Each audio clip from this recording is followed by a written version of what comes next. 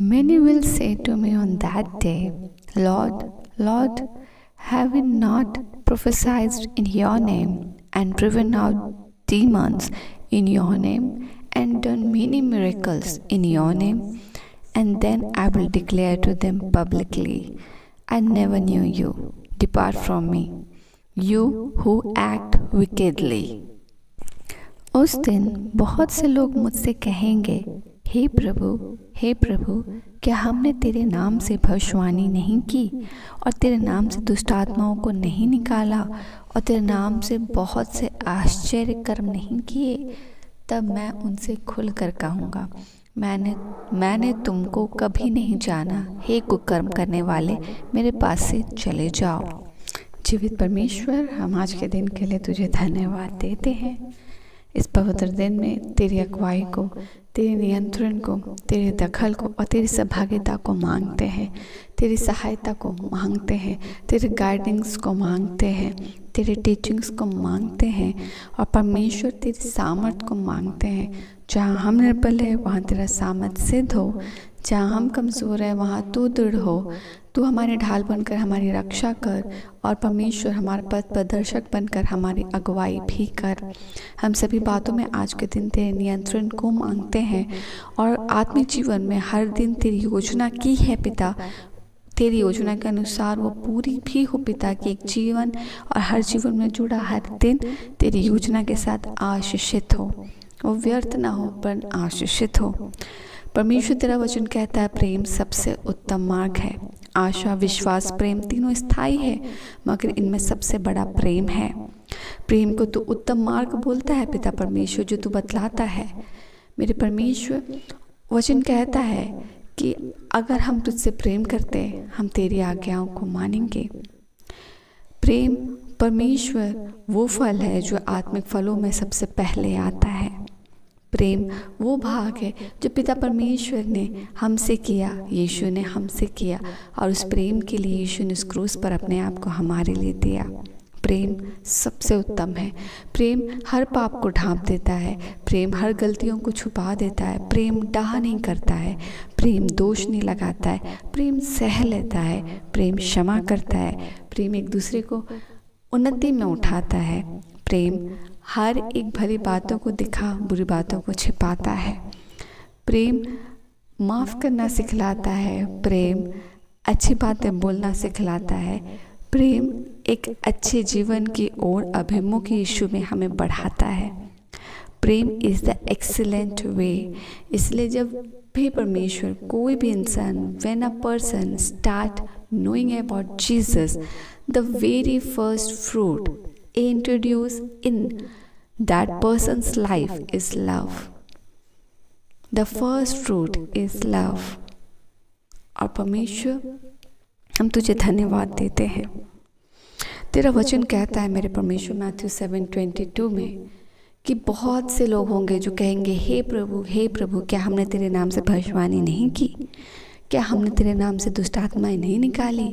क्या हमने परमेश्वर आश्चर्य कर्म नहीं किए तेरे नाम से? तब प्रभु यीशु मसीह कहेंगे, दूर हटो, मैं तुम्हें नहीं जानता। ये जो प्रभु यीशु मसीह अपने वचन में बतलाते हैं। क्यों? जिसने यीशु मसीह के नाम से दुष्ट आत्मा को निकाला, आश्चर्य कर्म किए, जिसने यीशु मसीह के नाम से इतने बड़े बड़े काम किए, भविष्यवाणी किए, क्यों यीशु मसीह उतने कार्यरत लोगों को भी ये कहता है, दूर हटो, मैं तुम्हें नहीं जानता? प्रेम सबसे उत्तम मार्ग है।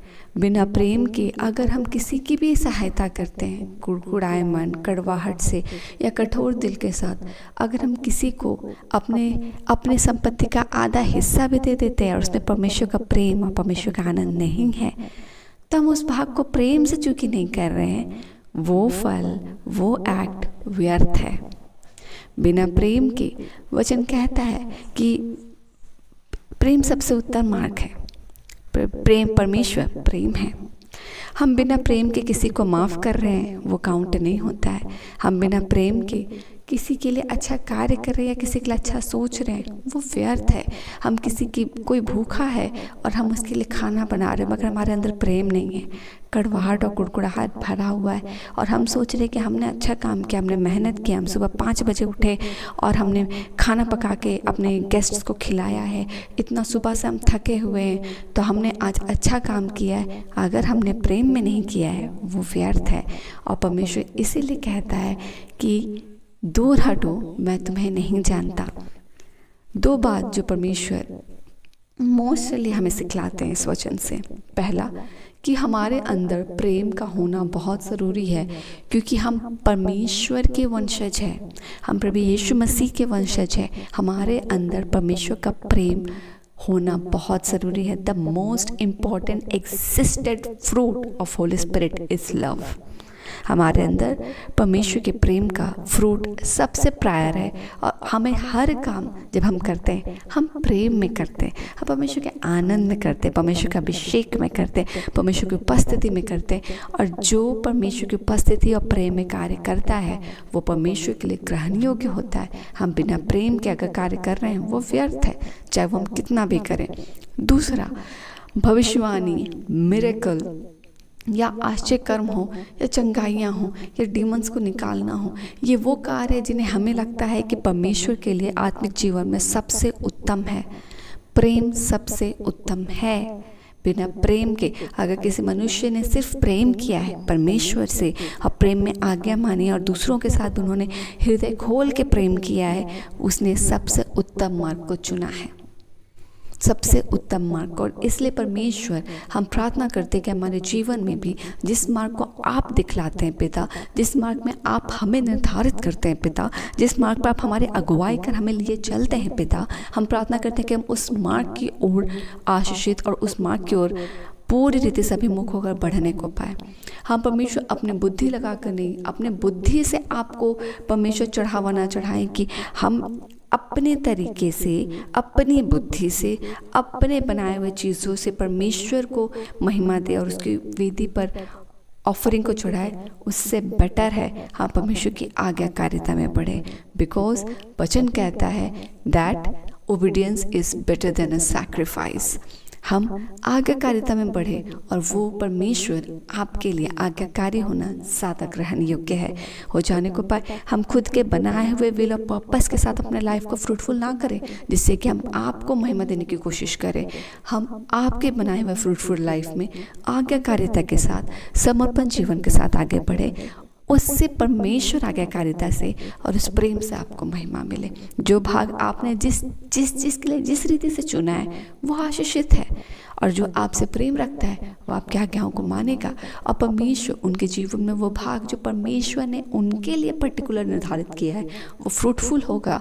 और आने वाले दिनों में उसका भाग वो और उसका वंशज खाएगा कि परमेश्वर ने ये भाग हमें दिया है। चाहे वो मूसा के लिए चुना हो, चाहे वो अब्राहम के लिए चुना हो, चाहे वो नोआ के लिए चुना हो, हर एक के लिए यहोवा ने एक निर्धारित भाग को चुना है।